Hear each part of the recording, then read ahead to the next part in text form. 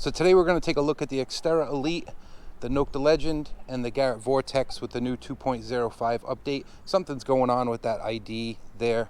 So what I'm going to do with the Xterra Elite and the Nokta Legend is run them as factory default, and even with more filters. So you can see on the Xterra Elite, I'm running an FE of 2. That's its iron bias. It doesn't go any higher. And a recovery speed of 2. Now, everyone has already seen the Elite go through the test garden and the unmasking test, and the same thing with the Legend. I'm just showing them as controls on what these IDs look like on the Minelab and on the Nokta. So here's a 10-inch walking half. This machine is, like I said, closed up right now. Recovery speed of 2, iron filter of 2. So here's the 10-inch walking half. 97 ID, 96. All right, and we're at sensitivity 22. Now that would start to improve. I mean, we don't need that much iron filter. I'm just demonstrating that even these machines closed up, these are not difficult targets. So here's at a 0. All right, we'll put that back up to 2. So max iron filtering. So this machine is running pretty closed. Here's a 10-inch V-nickel.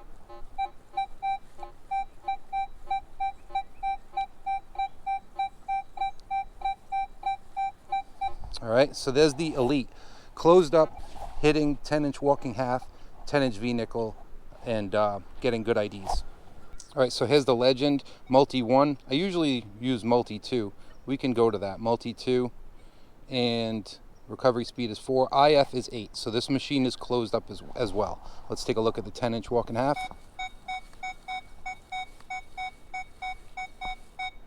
And the 10-inch nickel. No problem. So both machines closed up are hitting this 10-inch walking half and 10-inch nickel. It's not a test for these machines. We've already seen that. But let's take a look at the Vortex. All right, so for the Vortex, we're in multi-frequency, iron volume 3. Max sensitivity, recovery speed 1. We'll start there, give us the most punch we can get.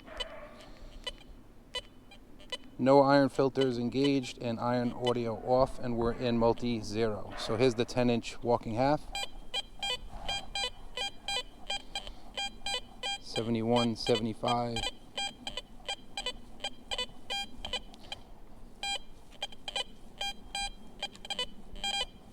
And if I try to lock in, I can't lock in on this target like I can this. Here's an example. Here's a 6-inch large cent. See how I can lock in on that? Here's that walking half. If I try and lock in,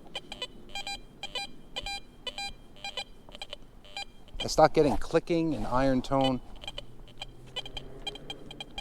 no matter where I put this coil.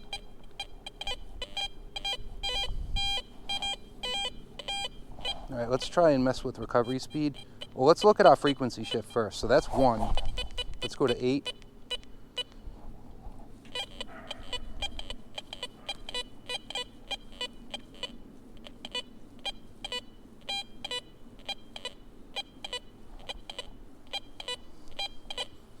The IDs are just everywhere. Let's go back to 1. 1 sounded better. And let's take a look at our recovery speed. Let's try 3.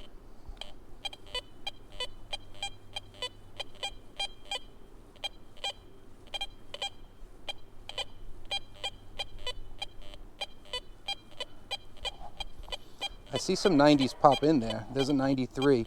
And so if I'm locked in, I'm not getting a repeatable though. So I'm getting an ID, but I'm not hearing a repeatable tone. I don't know, that screen is just everywhere. Okay, let's look at the 10-inch nickel.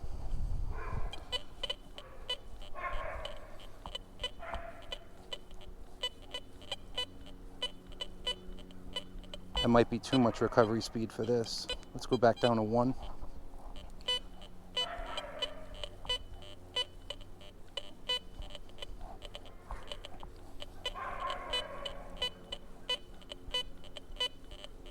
One way sometimes.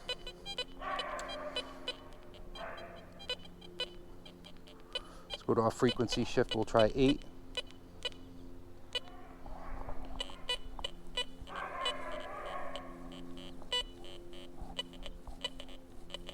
Yeah, it doesn't. This machine something's going on with the IDs at depth and what it's seeing, what it's reporting out. That's why I wanted to show the Legend and the Triple and the Elite closed up with their filters, so you can see that they are, you know, easily achievable targets even with max filtering.